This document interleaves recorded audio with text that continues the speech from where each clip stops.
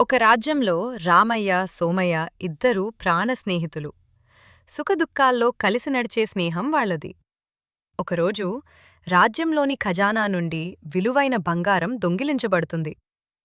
ఖజానా ద్వారం దగ్గర కనిపించిన గురుతులను పరిశీలించిన మంత్రి ఇలా చెబుతాడు: మహారాజా, ఈ గురుతులు ఎడమచేతివాటం ఉన్న వ్యక్తివి. ఆ మాట వినగానే ప్రజల చూపులు ఒక్కసారిగా రామయ్య వైపు తిరుగుతాయి. ఎందుకంటే ఎడమచేతివాటం ఉన్నవాడు రామయ్య ఒక్కరే. అందరికీ ఆశ్చర్యం కలిగేలా సోమయ్య ముందుకు వచ్చి ఇలా అంటాడు: మహారాజా, బంగారం దొంగిలించింది రామయ్య కాదు, నేనే. సోమయ్యను వెంటనే బంధించి శిక్షకు తీసుకెళ్తారు.